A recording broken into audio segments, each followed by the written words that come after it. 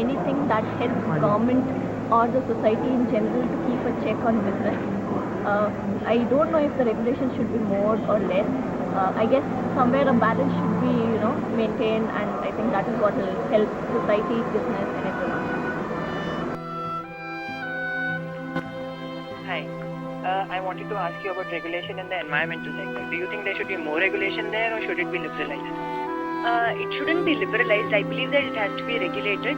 And by regulation, we also should, in addition to punishing who are, violating environmental norms, we also should introduce incentive schemes for people who actually come up with innovations that can, reduce pollution in their emissions and so on and so forth.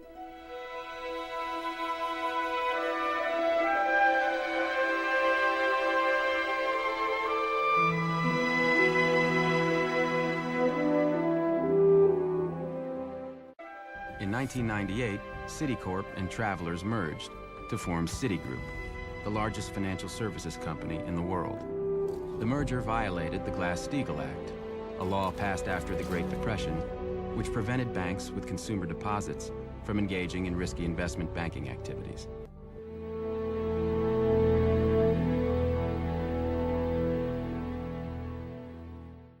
In 1999, at the urging of Summers and Rubin, Congress passed the Graham-Leach-Bliley Act, known to some as the Citigroup Relief Act. It overturned Glass-Steagall and cleared the way for future mergers.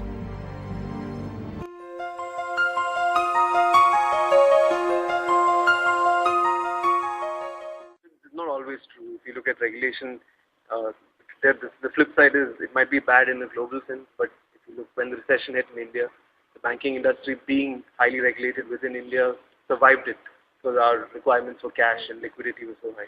It's not always bad. I think it depends on the context in which you're talking. By and large, it's always to benefit someone, but unfortunately, it's a very selfish kind of ambition that, I want to protect my side or my country or my need. You cannot always cater to everybody. Beginning in the 1990s, deregulation and advances in technology led to an explosion of complex financial products called derivatives. Economists and bankers claimed they made markets safer, but instead, they made them unstable.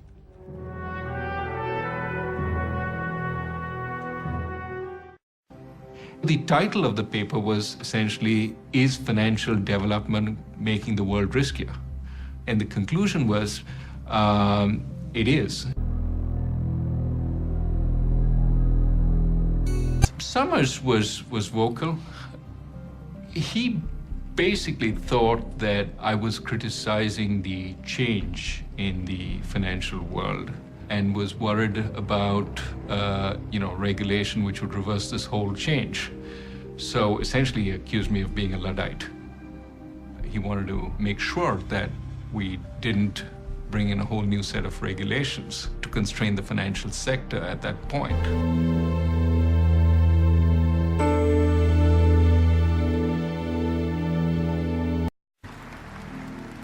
The Bush administration sharply reduced taxes on investment gains, stock dividends, and eliminated the estate.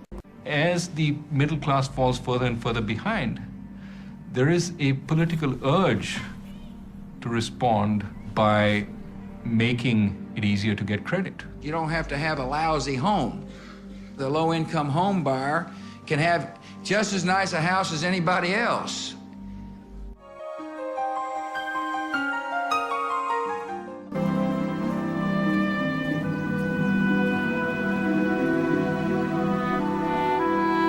The vast majority I've seen lately, unfortunately, are people who've just been hurt by the economy. They were living, day to day, paycheck to paycheck, and unfortunately that ran out. And unemployment isn't going to pay a house or mortgage. And as U.S. consumers cut back on spending, Chinese manufacturers see sales plummet. Over 10 million migrant workers in China lose their jobs. Some factories try to cut off some workers. And some people get poor because they lose the job. The lives get harder.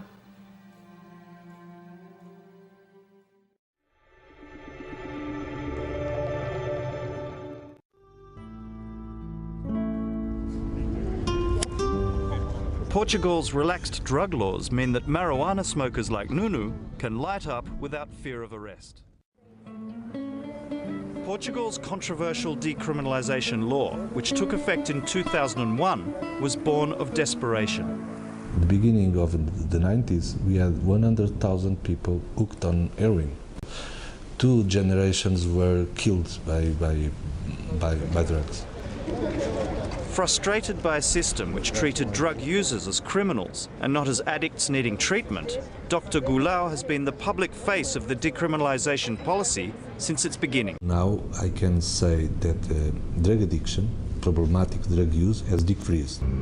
Aproveitam, podem dar com aquela quantidade mínima que os consumidores podem dar, aproveitam isso para andarem com essa quantidade, para que se forem abordados pela polícia, não, eu sou consumidor, eu consumo, esta é a regra, e eles sabem que... So after 10 years, has the Portuguese policy been a success? Evaluating a drug law can be as complicated as you want to make it. The Portuguese system, if it works for them, they're very happy. Objectively evaluating it, you can do many different evaluations, and depending on what you put into the evaluation, you will come to different conclusions.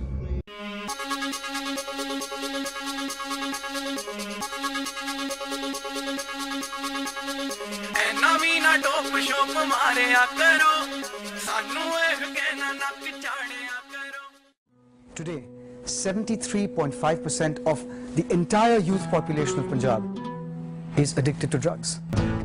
The State Health Department reveals that every third male and 10th female student has consumed drugs at least once, which is smuggled into India through the 553-kilometer-long international border shared with Pakistan. Namho, a woman in her late 50s, understands well the plight of losing loved ones. Out of 7 children, she lost 6 of them due to drug addiction. Police ने देख लिया तो छाड़ देता उन्होंने इन्हां नूं मारना टोली आ मार के आपदे पेटे थोड़ी पाउणा नशे वाले नूं कदों मार दिया. Over the last few years, the extent of punishment for this increasing commercial drug peddling has often been questioned. The Indian legislation makes a difference between drug use for personal use. If it is for commercial use, it can be up to 20 years.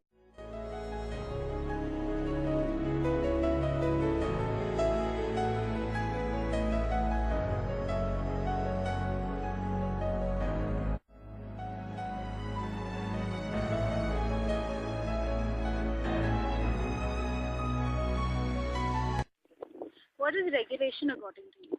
Regulation is taking away rights from the citizens. But you take the case of drug abuse, wherein in India we have a system wherein it's all illegal.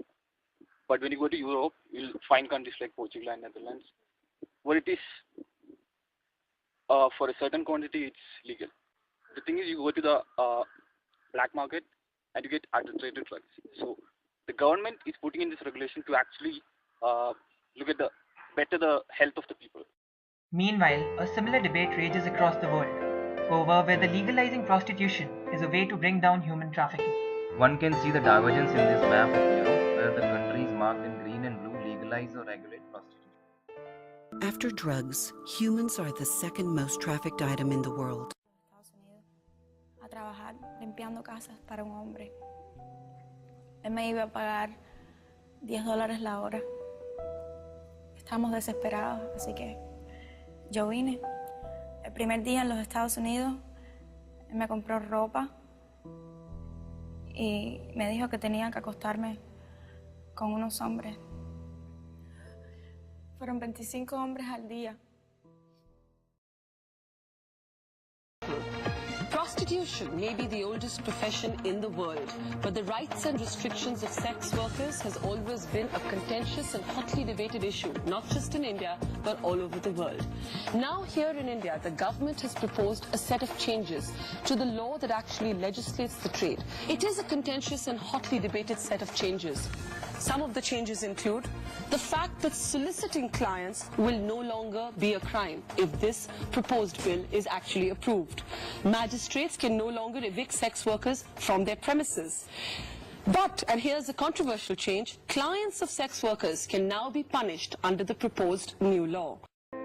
similar debates rage across the world with regards to issues like environment, religious freedom, gun control, discipline in schools, etc. Regulation in these fields can often be a paradox. The general viewpoint, however, converges upon maintaining a balance. Where that balance lies is a matter of contention.